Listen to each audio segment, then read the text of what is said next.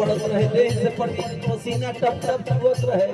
हमरा के छोड़ के कोई और हमर खोज खबर ना दिहल कहत के ए ना अभी गगनी में अरे गगनी में चढ़ी गई